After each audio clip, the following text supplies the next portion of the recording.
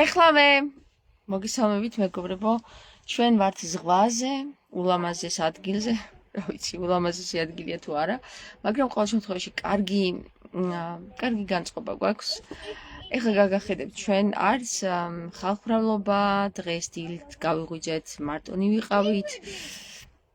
ეხლა გაჩვენებთ ჩვენ სად ვართ. აი, სად ვართ, ხედავთ? ჭიბაიები რა საკეთებენ? აბა რა გააკეთეთ? ლავაში? საჭმელი? ლაივში ხართ, მიესალმეთ ჩემ ხალხს. მიესალმეთ, ჰალო, უთხარით. უთხარი? გამარჯობა. დღეს დავინახეთ ჩვენ დელფინები. პატარა, კერა დიდი დელფინები მოვიდნენ. პატარები. როგორები იყვნენ, აბა უთხარი დედიკო? ანუ შავი სურკი ჰქონდათ. ხა. და წლიდან ამოდიოდნენ. საყვარლები იყვნენ, ხო? ხო. როგორები იყვნენ, ჩვენ რა გვეგონა? ჩვენ გვეგონა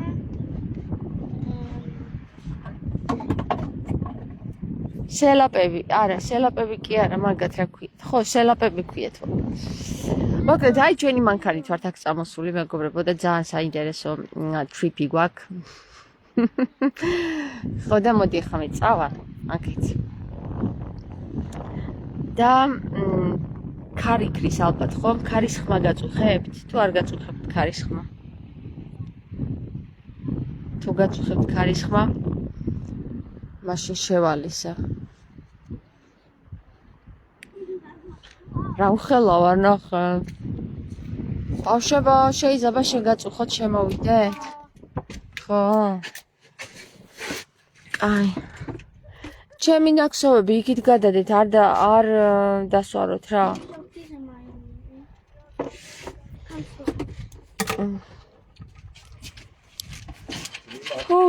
კარგია. მოკლედ. კარგი, იმიტომ არის რომ ხალხი არ არის აქ ბევრი და ცოტა ისე ვართ რა. შინაურულად. მე ისედაც ხო შინაურულად ვარ ხოლმე თქვენთან და ეხლა უფრო შინაურულად ვარ. აი ესე ვისაუბრებ თქვენთან ერთად.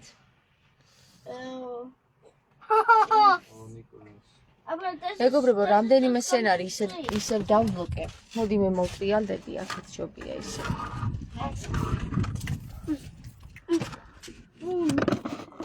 ერთი წუთი რიკო, გაიწე იქით, გაიწე. რამდენიმე სცენარი ისევ დავბლოკე, იმიტომ რომ ასე მიგანახა გულმა.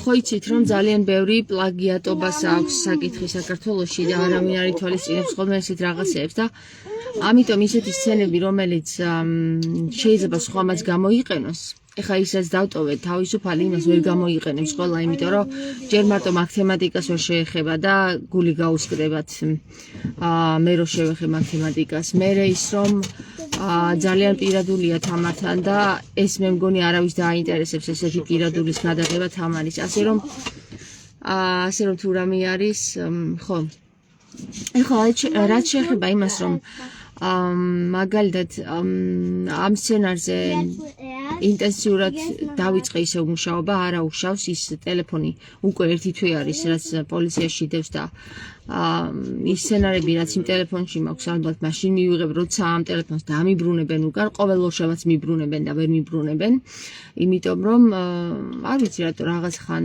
ეს უნდათ ხან ის უნდათ ხან არცალიათ ხან პროკურორს არცალია არა არცალი არა ვერ ასრულებენ საქმეს ძალიან ბევრი ხალხი მოყვამ აქ საკითხში და ვერ ასრულებენ საკითხს სჭირდებათ ეს მასალები აქედან გამომდინარე ჩემი ტელეფონის მათთან დევს კარგი არა უშავს ამიტომ დავიწყე ახლიდან წერა მოკლედ ჩემი სცენარების ახლიდან წერა დიგიტალიზირება დავიწყე და და რა თქმა უნდა ეს ყოველთვის პოზიტიურად აისახება ხოლმე სცენარზე, იმიტომ რომ რამდენიმეჯერ მუშავდება ის სცენარი, რომელიც უკვე დაიწერა და აი ამ გადამუშავებაში მიმდინარეობს პროცესი. ხომ იცით, ყველაფერი რაღაცისთვის ხდება ხოლმე, მეგობრებო რა. ხო და ჩემი აზრით ესეც იმისთვის მოხდა, რომ ის სცენები, რომელიც მასში მქონდა, ხელახლა გადამეწერა. ანუ ხელახლა გადამემუშავებინა და რა თქმა უნდა, ბევრი რამეც შეიცვალა კიდეც. ამასობაში სხვა სცენებიც გაიხსნა და ამასობაში დღესაც მაგალითად რომ წერდი იმ სცენარს დემნასა და თამარის საუბარს ვტიროთ, არა იგრე ვტიროდი, ჩუმად ვტიროდი იქით ისინი და მეცრებლები მოვდიოდ. ძალიან ემოციური შეხვედრაა თამარისა და დემნას შეხვედრა სხვადასხვა და სულ სხვანაირად გამოვიდა, ვიდრე წინა სცენარში მქონდა დაწერილი. ასე რომ ეს სცენარი ალბათ იმდენჯერ გადაიწერება და იმდენჯერ გადასხვანაირდება, სანამ ღმერთს ისე არ დაჯდება, როგორც ღმერთს სურს რომ იყოს. მინდა გითხრათ, რომ ყოველ დღეს შევიგრძნობ და სიამოვნებით ვაკვირდები, როგორი სამყარო გვაქვს, როგორი გარემო გვაქვს, როგორია საერთოდ დედა ბუნება. და როგორც გითხარით მეგობრებო, ყველა ისე უნდა ვიცხოვროთ, როგორც თითქოს იყოს ეს ჩვეულებრივი დღე. და ბოლო ჟამის პერიოდში ყველა ისე უნდა ვიცხოვროთ, თითქოს არც არაფერი ხდებოდეს. აი ესე გვაფრთხილებს ჩვენი იესო ქრისტე და ასეც ვაკეთებთ. ხო? მიუხედავად იმისა, რომ იძირება გემი, ყველაფერი რიგზია. რაც შეეხება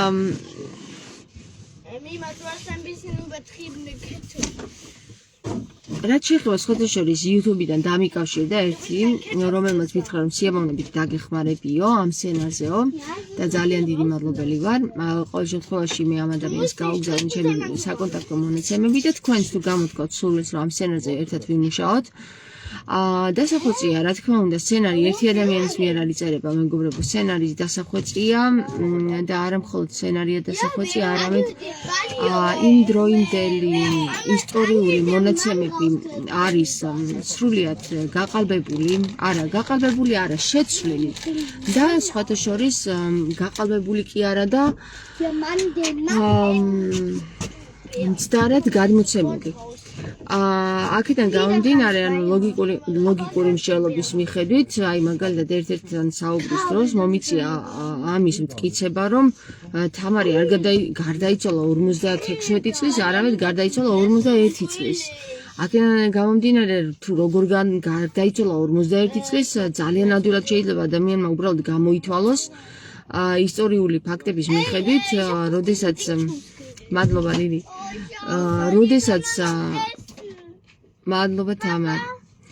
როდესაც თამარი გამეფდება 21 წლის, მეორედ, უბრალოდ ეს გვეუბნება, რომ მეორე 21 წლის გამეფდა, არა, სინამდვილეში 21 წლის პირველად გამეფდა და მეორე 24 წლის ასაკში გამეფდა და აქედან გამომდინარე, თუ ჩვენ ვიგულისხმობთ იმას, რომ 20 წელი იმეფა თამარმა, 20 წელი იმეფა, პირდაპირ ესე წერია სიტყვებით, გეუბნებით ქართლის ცხოვრებიდან, მაშინ მიუმატეთ თქვენ თვითონ 21-20, გამოდის 51, ხო? და არა 56. აქედან გამომდინარე, მეგობრებო, თამარი არ გარდაიცვალა 56 წლის, თამარი გარდაიცვალა 51 წლის. ძალიან ახალგაზრდა, ხო? გეთანხმებით, რომ ძალიან ახალგაზრდა იყო. თუმცა ერთ-ერთი ლექსის თანახმად მან ღრმა სიბერემდე იმეფა. სავარაუდოდ შუა საუკუნეებში 40 წელი იყო ღრმა სიბერე. ასე რომ დააფასეთ თქვენი ასაკი. კარგია მეგობრებო, აუცილებელია განტვირთვა. მე განვიტვირთები ხოლმე ამ სცენარიდან, მე ისევ ჩავიტვირთები, მე ისევ განვიტვირთები და ასე სრულდება ეს ამბავი. ეხლა თითქოს ესე გამოდის, რომ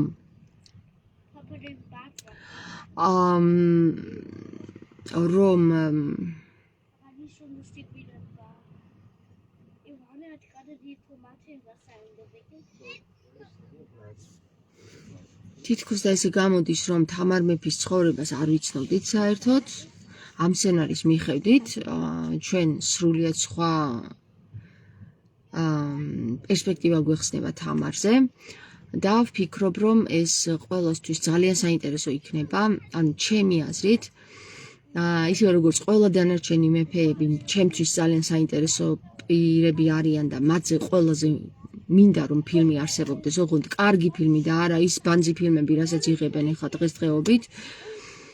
ბოდიში, მაგრამ ანუ ვერ დავმალავ რა, მართლა ბანძი ფილმები პროდუცირდება დღესდღეობით, აი უბანძესი, აი ვერ უყურებ მე ესეთ ფილმს. არ შემიძლია ფილმს რო უყურებ, უნდა იყოს კარგი. შესრულება კარგი, ყველაფერი კარგი რა, ანუ რეჟისორის მუშაობა უნდა იყოს კარგი და არა ჩვეულებრივი, სცენარიც კარგი უნდა იყოს, დიალოგებიც კარგი უნდა იყოს და თუ ვთქვათ არ შეგვიძლია იმ დროში ისევ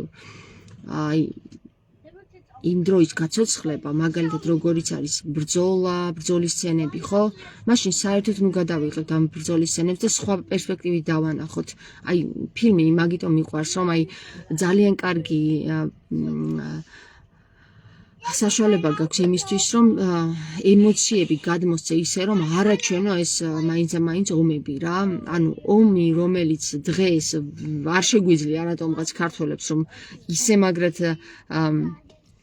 ვაჩვენოთ როგორც იყო ხოლმე, იმიტომ რომ არც მამაკაცები ყავს ესეთი ძალამაგრები, როგორც მაშინ ყავდნენ, არც ხენები ყავს ესე ლამაზები და მოკლედ რა, ბევრი რაღაცა და არც ბრძოლის ხელოვნებას ვიცნობთ კიდევ ეს კარგს და რაღაცებს წვალობენ თითქოს ბრძოლის ხელოვნების აღდგენაზე, მაგრამ აღარ გვაქვს დავკარგეთ ჩვენს ბრძოლის ხელოვნება ქართველებმა. სამწუხაროდ კარგია თუ ამაზე იმუშავებენ, სხვათა შორის ერთ-ერთი დამავიწყდა გიორგია, მე მგონი გიორგი ქვია ამბის. ის მუშაობს ამ ბრძოლის ხელოვნების აღდგენაზე და ანუ რაღაცებს კი ვითომ არ ტყავს, მაგრამ არ ვიცი საიდან, არ ვიცი რატომ ვიწუნებ ესე, მაგრამ აი რო ხედავ ამ ბრძოლას რაღაცნაირად სასაცილოდ მეჩვენება ხოლმე, იმიტომ რომ სხვანაირად ვიბრძოდით ქართველები რა. ხო, ეხლა რაც შეეხება იმას, რომ მაგალითად ფილმი მაქვს მე ნანახი, ერთ-ერთ მეფეზეა გადაღებული და საერთოდ არ არის იქ ნაჩვენები, გარე სულ ინტერიერია. ინტერიერში არის გადაღებული, არის სრულიად მხოლოდ დახურული სცენები და ემოცია არის იმ ხელა დონეზე გადმოცემული, რომ აი არ ვიცი, ალბათ გატირებს რა. ხო და ყველაზე მნიშვნელოვანი ფილმში არის ემოცია. ეს სპეციალური ეფექტები, special effects რო ეძახიან და აი ესეთი რაღაცეები, საერთოდ თუ ადამიანს არ შეუძლია, არ უნდა გააკეთოს და თუ ადამიანს შეუძლია, მაშინ ისე უნდა გააკეთოს, რომ რაღაცა მოგეწონოს. ხო და არ ვიცი, აი ჩვენ ყოველ შემთხვევაში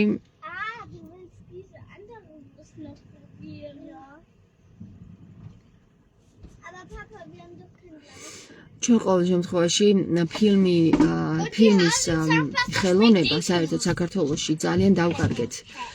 კარგ ფილმებს იღებდნენ ჩვენი რეჟისორები წარსულში, მაგრამ რა თქმა უნდა განვითარდა როგორც ტექნოლოგია, ისე აი მაგალითად ტექნიკაზე არ არის დამოკიდებული ემოციის გამოხატვა. ეხლა ჩაგიტარებთ ლექციას. ჩაგიტარებთ ფილმწოდნეობის ლექციას, მეგობრებო. როგორ უნდა გადაიღოს ადამიანმა ფილმი. 4 წელი ვისწავლე ყოველ შემთხვევაში ამ საკითხში და საბოლოოდ კარგი ნამუშევარის დავდე და რაზე უნდა კონცენტრირდეს ადამიანი ფილმის გადაღების დროს, ეს არ არის ეფექტები, ეს არის ემოცია. ძირითადად ემოციისთვის უყურებს ადამიანი ფილმს.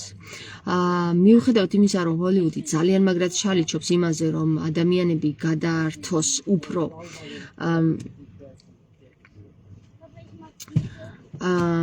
უფრო იმაზე, რომ პოპულარიზაცია გაუკეთოს, როგორც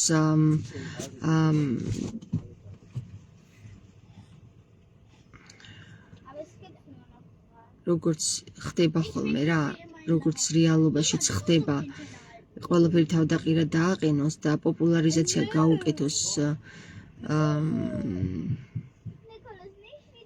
LGBT საზოგადოებას, ხო?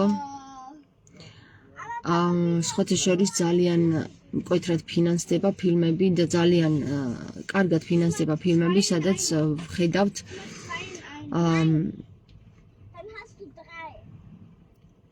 Ich mag 2 in einer. სცენებს, როგორიც არის ერთსქესიანთა Ich will 2 nur in einer. სექსუალური ურთიერთობა. ხო და აქედან გამომდინარე უკვე ნათელი ეფინება იმას თუ რაზე არის დაკონკრეტებული ჰოლივუდის ფილმები და რისკენ მიმავალი გეზი აქვს აღებული. აი მაგალითად ის რომ ფილმები ძალიან შეიცვალა, ფილმის სტილი ძალიან შეიცვალა ამ ბოლო პერიოდში რამდენიმე 10 წლებში არა, უფრო ეს ბოლო 10 წელი ესე ვიტყოდი რა, ძალიან შეიცვალა ფილმები. თუ კი ადრე ადამიანი იყო დაკონკრეტებული ემოციაზე და რეალურ კადრებზე, ეხლა არის დაფიქსირებული უფრო სპეციალურ ეფექტებზე და არა რეალურ კადრებზე. აი მაგალითად როგორიც არის ანიმაციები. Schmeckt es lecker mit Mayonnaise? Ja. Ich weiß gar nicht, wie es schmeckt. და ეხლა მთლიანად გადავა ალბათ ფილმის სფერო ანიმაციაზე. იმიტომ რომ ძალიან იაფიჯდება ანიმაცია. ვითარდება აპლიკაციები, რომლებიც პირდაპირ სცენარს შეიყვან და სრულიად შეიძლება ვერც გაარჩიოს მართალი მსახიობია თუ ანიმაციური მსახიობია. ესეთი აპლიკაციები უკვე არსებობს და ამათი გამოწერა უფრო იაფიჯდება ვიდრე ანალოგში მუშაობა, აი მაგალითად როგორიც არის მსახიობებთან უშუალო კონტაქტი, მსახიობების ხელოვნების გადმოცემა ეკრანზე და რეჟისორის მუშაობა მთლიან ჯგუფთან, ხო, გადამღებ ჯგუფთან. ეს უნარები, რა თქმა უნდა, ასევე უფრო და უფრო მცირდება, იმიტომ რომ იოლდება საქმე. ძალიან რთულია, ძალიან ცუდია, სხვათა შორის ეს რომ იოლდება საქმე რეჟისორებისთვის, პროდუცენტებისთვის, უფრო სწორედ პროდუცენტებისთვის, იმიტომ რომ რეჟისორის სიტყვა ძალიან დღესდღეობით ფასი აღარ აქვს, ახლა რაც პროდუცენტს სურს, იმას ითვალისწინებს რეჟისორი და არა პირიქით, როგორც ადრე იყო. გესმით?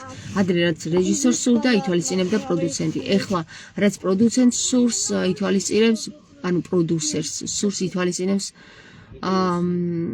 რეჟისორი და აი აქედან გამომდინარე გაფუჭდა ფილმები. ვეღარ ვუყურებ ფილმებს სამწუხაროდ. მე ძალიან მიყვარდა ფილმების ყურება და გერმანიაში როდესაც კინოში ვმუშაობდი, არც ერთი ფილმი არ ყოფილა რომ გამომეტოვებინოს რა.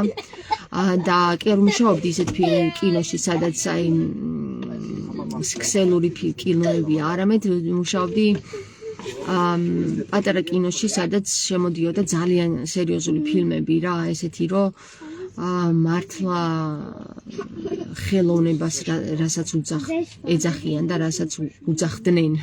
ეხლა ხელოვნებას სხვა რამეს უძახიან.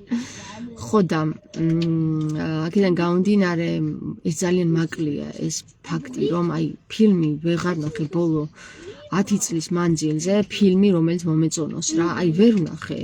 მოსაწონი ფილმი, ჩემი მოსაწონი ფილმები აღარ გამოდის სამწუხაროდ. ხო, აქედან გამომდინარე მეგობრებო, ძალიან ესეთი მომენტია, რომ ჩემთვის პრინციპში ალბათ ალტერნატიული იქნება ეს საკითხი, რომ აპლიკაციას ჩამოვტვირთავ და შემდეგ ამ სცენარს ჩავდებ და გამოვა ფილმი, მაგრამ რამდენად კარგი იქნება ეს იმისთვის, რაც ვიშრომე დღემდე არ ვიცი. ფილმი სხვა რამეა და ანიმაცია არის სხვა რამე.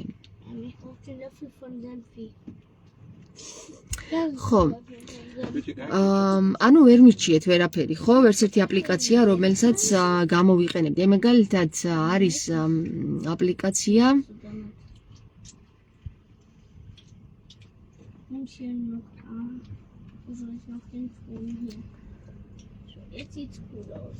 Runway, ხო, გუშინ ესე ვახსენე, Runway ესე ქვია, Runway. ამ აპლიკაციით შეგიძლია ვთქვათ, მოკლემეტრაჟიანი პატარ-პატარა სცენები ჩაწერო და მე ერთობლივად დაამონტაჟო ეს სცენები. ხო და როგორც კი სახლში მოვხვდები და დავბრუნდები ზღვიდან, ვეცდები რომ ლეპტოპზე ჩამოვწერო ეს აპლიკაცია, მობილურზე ცოტა ტეხავს რაღაც ვერ მუშაობ ამ საკითხში და ვნახოთ აბა რა სცენები როგორ გამოიყვანს ფილმს ეს აპლიკაცია. ვნახოთ. და შეიძლება ძალიან მალე უკვე ფილმი ვნახოთ, ვიხილოთ. ანუ ანიმაციური და არა ასე. ხო, თუ ანიმაცია იქნება, მე უკვე გადაღებას დიდი არაფერი აღარ უნდა. მთავარია დაფინანსება. ხო და მთავარია ამ ყველაფერის ერთად მოყრა. ხო, როგორც გითხარით, უკვე ძალიან ემოციურია ეს სცენარი ჩემთვის და კიდევაც ალბათ განწმენდის მომენტიც არის, გესმით? განწმენდის მომენტი, იმიტომ რომ სუტილი ვარ, სულ ამ სცენა არ დამიწერია რომ არ მეტიროს რა, მართლა გეუბნებით. ძალიან ტრაგედია არის, მაგრამ შეიძლება საბოლოოდ კომედია გამოვიდეს.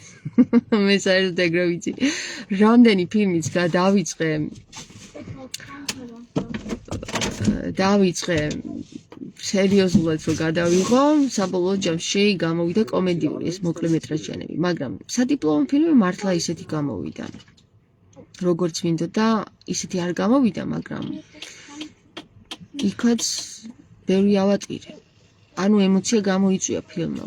ეს იმას ნიშნავს, რომ თუ ემოციას იწვევს ფილმი, ესე იგი, მე სხვათა შორის ჩემი ფილმის პრეზენტაცია რო იყო ჩემს უნივერსიტეტში, არ ვიცი, აი მთელი ერთი წელი ვიმუშავე მონტაჟზე, მარტო ვამონტაჟებდი, მეხმარებოდნენ რა თქმა უნდა, ძალიან საინტერესო და საყვარელი ხალხიც, მაგრამ ძირითადად მარტო მომიწია მონტაჟი და ერთი წლის მერე უკვე ისე დაღლილი ვიყავი, რომ პრეზენტაციაზე დამეძინა, ვერ მოვხვდი. ჩემი ფილმი უკვე ნანახი ნაჩვენები ჰქონდათ, როცა მივედი და დამთავრებული იყო მთლიანი პრეზენტაცია, ანუ ყველას პრეზენტაცია და არ ვიცი ის ხალხი, მე არ ვიცი ვინ ხალხი მილოცავდა, მაგრამ ძალიან მილოცავდა ყველა და ისეთი ხალხი ვინც აი მაგალითად ძალიან სერიოზულად იჭერდა თავს, რომ აი ძალიან მაგარი ფილმმეიკერია და ესეთი ტიპია და ჩვენი დირექტორებიც მოვიდნენ და მომილოცეს. არ ვიცი, ძალიან მოეწონა, ძალიან აქტუალურები იყვნენ და ერთი-ორმა მითხრა რომ ხალხი რო გადავხედე ტიროდაო და რა ვიცი, ძალიან მოეწონათ რა და სხვათა შორის ეხლა რო უყურებ ხოლმე ჩემს სადიპლომო ფილმს, რამდენჯერაც ვუყურე, არ მომბეზრდა, ანუ იმდენჯერ სხვა რაღაცა ვიგრძენი და საქმე იმაშია, რომ ეს საკითხი სხვათა შორის სხვებისგანაც მომივიდა, რომ რამდენჯერაც ვუყურებ შენს ფილმს, იმდენჯერ მოგწონს. ანუ რაც უფრო ვუყურებთ, იმით უფრო მოგწონს. და ეს არის აი ძალიან დიდი კომპლიმენტი. აი არსებობს ფილმები ერთხელ ვუყურებ და ნახვა აღარ მოგინდება, ხო? და რა მოსწონს ახლა ადამიანს ამ ფილმში ვთქვათ, ხო, ემოცია, რომელსაც ყოველ ყურებაზე სხვადასხვანაირად შეიგრძნობს. აი ეს არის ჩემი დიდი мотивация, რატომ გავხდი მე რეჟისორი, რომ ემოცია, რომელიც ადამიანებში იღვიძებს, ეს მომწონს მე. აი ეს ამიტომ გავხდი რეჟისორი. არა იმიტომ რომ ფილმები მეკეთებინა, არა იმიტომ რომ რაღაცა, აი არ ვიცი ეს თავარი მოტივი არის. სხვათა შორის, როდესაც გამოსვლას ვაბარებდი, ეს კითხვა დამისვა მე ერთ-ერთმა გამომცდელმა, რომ რატო გინდაო რა? ანუ რატო გინდაო ფილმის მოძრავი კადრი და არა ანიმაციაო, იქ განხრებია და პირდაპირ უთხარი, რომ აი მაშინ ეგრევე რაც მომივიდა, ის უთხარი, არ ვიყავი მზად ამ კითხვისთვის. მიყვარს ადამიანებთან ცოცხალი ურთიერთობა. ანუ ნახე, როდესაც ფილმი იქმნება, არ მიყვარს ჯდომა, სადღაცა მარტო გავაკეთებ. სამწუხაროდ ესე მიწევს ახლა. მიყვარს ჯგუფთან უმუშაობა და აი ეს პროცესი მიყვარს ძალიან, რომ ჯგუფი იმუშაობს ერთ საკითხზე. და ქმნის რაღაც შედევრს, ხო? ჯგუფთან ურთიერთობა ძალიან რთულია, ეხლა მართალი გითხრათ, აი რამდენი ადამიანი მყავდა ჩემს ფილმში. ძალიან დიდად გამოცდილი რეჟისორი არც მე გახლავართ, მაგრამ მოკლემეტრაჟიანი ფილმებიდან გამოცდილება მაქვს მიღებული, რომელ ფილმებსაც ასევე აქვთ პრიზები აღებული. სხვათა შორის პრიზები აქვს აღებული მაყურებლის პრიზები, ანუ ჟიური კი როცა წვიტავს ეგრე კი არა. როცა მაყურებელმა გადაწყვიტა რომელი ფილმი აირჩია, ესეთი პრიზები მაქვს აღებული რა და აი ეს არის პრინციპში ის მთავარი მოტივი, რაც მე მაკეთებს ფილმებს, ანუ მაახლოვებს ფილმებთან და ეხლა იმდა შევიქებ თავს, რომ ბოლოს ცუდი ფილმი ღმერთთან დამიფაროს. არც ერთი ფილმი ჩემი ცუდი არ გამოსულა აქამდე და რატო ეხლა გამოვა, ხო? სხვათა შორის ეს ფილმი ჩემდას რო ვეხმარებოდი თავის სადიპლომო ფილმზე, ეს ძალიან კარგი გამოვიდა და შეიძლება კიდევაც გავიდეს ტელევიზიით. თუ ტელევიზიით გავიდა, მე გავაცხადებ, რომ აი ამ არხზე იქნება. ძალიან კარგი დოკუმენტური ფილმი გამოვიდა სხვათა შორის ჩვენს სამხედრო ორკესტრზე. მომეწონა ძალიან. ჩემი და ჩემნაირია. სხვათა შორის მე და ჩემი და ერთად მოვინათლეთ მცირე სამებაში, იქ რო არის ბიბლიოთეკის უკან. და იცით ვინ მოგონათლა? სახელი და გვარის უმავიწყდება ამ მღვდლის, მაგრამ მე გავიგე რომ ეს მღვდელი იყო ყოფილი რეჟისორი და დაგვანათლა მე და ჩემი და რეჟისორო. ხო და თან ისე დაგვანათლა რომ არ შემდას და არც მე ფილმის გადაღების მერე აღარ გვინდა ხოლმე ფილმი გადავიღოთ. ვიტყვით ხოლმე რომ აუ იმდენი ვიწვალეთ რომ აღარ გვინდა. მე ისეთი კარგი გამოვა ხოლმე რომ კიდე გვინდა გადაღება და აი ესეთი რაღაცები გჭირს ხოლმე მე და ჩემდას. ხო, მოკლედ მეგობრებო, ეს იყო და ეს მე მგონი ისევ მაკავშირებს ღმერთი ჩემს პროფესიასთან, მაახლოვებს. ხო და აბა ღმერთს ვთხოვ, რომ აი აქ ამ ადგილზე, ამ ადგილიდან არაჩვეულებრივი ენერგეტიკული ადგილიდან, რომ ეს ფილმი გადამაღებინოს, ბოლომდე მიმიყვანინოს და კინოებშიც გამოსულიყოს. აი მე ვისურვებდი მაგას. თქვენ როგორ ისურვებდით? ალბათ თქვენც ისურვებდით. მე ძალიან მინდა რომ ვიხილოთ ამარი დიდ ეკრანზე რა. აი ძალიან მინდა. ალბათ თქვენც გინდათ. ხო. წავედი ახლა მე მომშვიდა და უნდა შევჭამო რაღაც. ასე რომ გაგოცეთ გემშვიდობებით მომავალ შეხვედრამდე.